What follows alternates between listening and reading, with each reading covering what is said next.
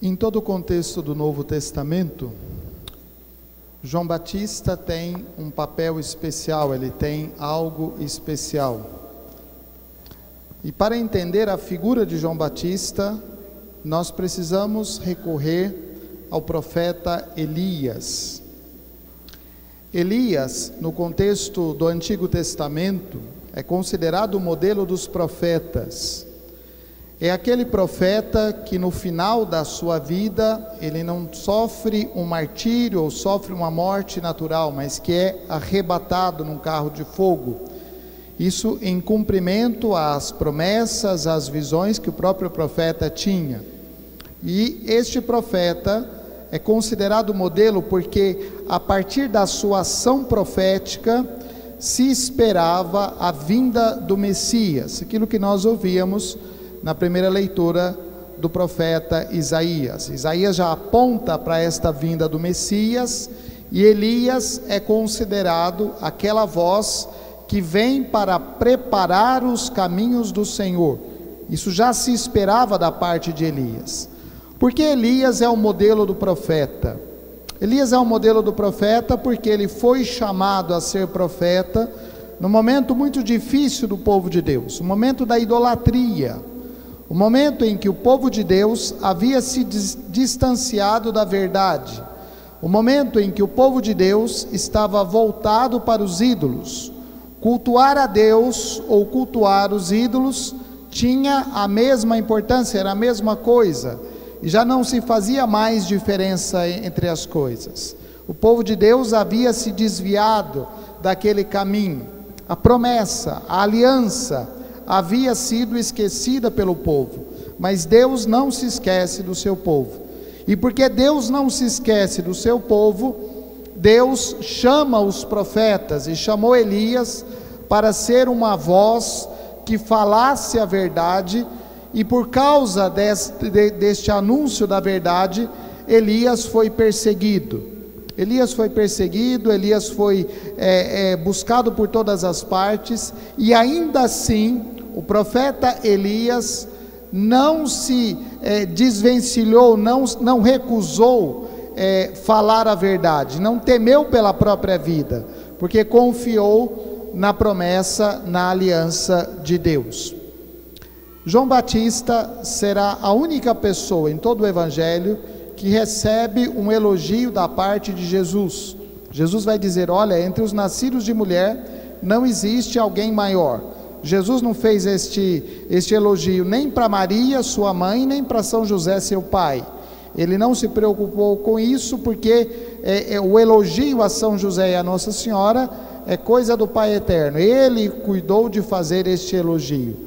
Mas a João Batista, ele fez este elogio, justamente reconhecendo o trabalho de preparação que João Batista fez antes da sua chegada. João Batista é aquele que veio para aplainar os caminhos do Senhor. E esta expressão na Sagrada Escritura, ela tem uma importância, porque os pontos mais altos eram os lugares escolhidos para que se construísse aí os templos, os lugares de adoração. E João Batista também veio num tempo onde o povo havia se desviado, o povo estava perdido, como ovelhas perdidas, e um povo que caminhava às cegas, às escuras. E João Batista veio justamente para anunciar a proximidade do reino, a proximidade da vinda do Messias, a proximidade do Senhor para cumprir a sua promessa. E ele reconhece em Jesus Cristo esta pessoa enviada por Deus. Por isso, no momento do batismo de Jesus, ele vai dizer: olha, aqui as coisas estão invertidas, eu é que deveria ser batizado. E no entanto Jesus vai dizer: por ora isso tem que se cumprir. João Batista também é aquele que aponta esse Messias, dizendo aos seus discípulos: olha, vocês devem seguir a ele, eis o Cordeiro de Deus. Esta frase, ela tem tanta importância que ela ficou gravada na celebração da Eucaristia. Eis o Cordeiro de Deus, eis aquele que tira o pecado do mundo. todas as vezes que nós repetimos esta frase, nós recordamos esta preparação que João Batista veio fazer. E o próprio João Batista, no primeiro encontro que tem com Jesus, ainda no ventre de Isabel, João Batista exulta de alegria. João Batista se enche da graça do Espírito Santo pela presença de Jesus, que foi concebido há pouco tempo, ainda no ventre de Maria. E é por isso que, ainda no seio de Isabel, João Batista exulta, se mexe de alegria. Por quê? Porque ele sabe que está na presença do seu Deus, daquele a quem ele vai preparar os caminhos. Qual é o caminho, qual é a tarefa de João Batista? Preparar os caminhos significa anunciar a verdade apesar do risco que isso representa. João Batista, ele anuncia com temor, com firmeza a verdade. Ele recebe a força, o poder, essa força e esse poder do profeta Elias para anunciar no seu tempo. João Batista desafia as autoridades do seu tempo. João Batista desafia os costumes do seu tempo, os costumes humanos. João Batista faz com que as pessoas novamente olhem para a verdade do Evangelho, a verdade da palavra de Deus, e antecipadamente ele anuncia essa presença do Evangelho no meio de nós, porque o Evangelho é o próprio Jesus Cristo, é a palavra de Deus, é o verbo de Deus que se fez carne. Por isso é um caminho de conversão. Nós estamos em tempos muito difíceis, nós estamos em tempos de muitas mentiras, nós estamos no tempo de muitos conflitos, mesmo na situação da igreja.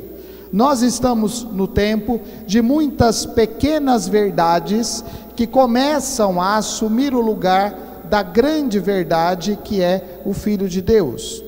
Nós estamos no tempo de muitas confusões, aonde as coisas parecem, mas não são, aonde a verdade fica diluída no meio de tantas situações.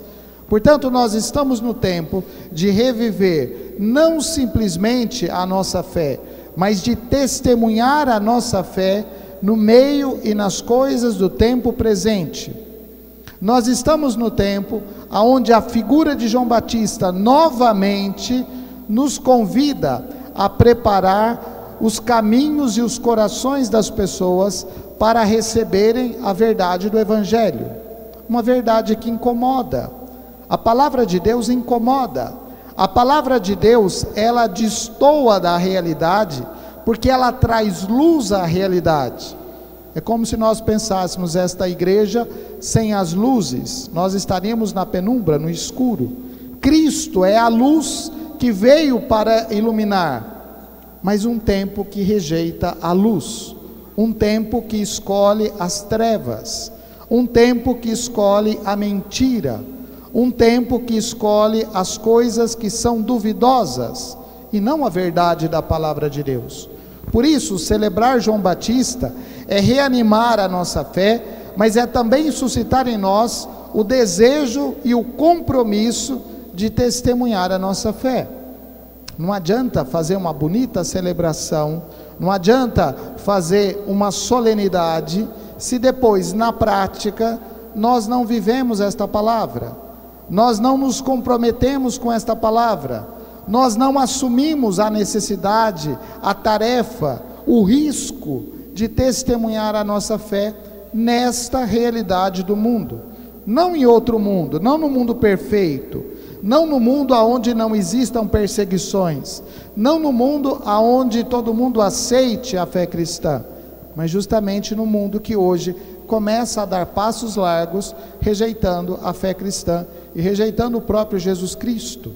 Então é nossa tarefa assumir hoje este compromisso, o mesmo compromisso, aquele que João Batista assumiu de testemunhar esse Jesus, de preparar o caminho para esse Jesus e apontar esse Jesus.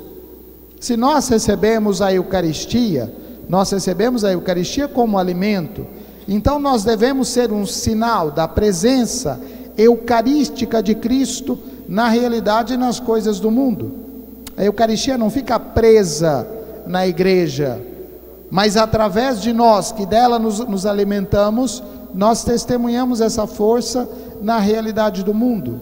Aí nós apontamos Cristo, por aquilo que nós vivemos, pelas coisas que fazemos, por aquilo que falamos, pelos compromissos que assumimos. Aí está a beleza e a força do Evangelho. E para isso vem em nosso auxílio a graça, a força do Espírito. Nós não caminhamos sozinhos, a igreja não caminha sozinha, mas ela caminha na mesma força deste Espírito que impulsionou João Batista. Que nós, impulsionados por este Espírito, tenhamos a coragem de testemunhar a nossa fé, apesar dos desafios, apesar dos problemas, das dificuldades e das possíveis perseguições, que nós sejamos capazes de testemunhar a nossa fé. A luz de Cristo brilha no mundo e ela deve brilhar pelo testemunho dos cristãos. Louvado seja nosso Senhor Jesus Cristo.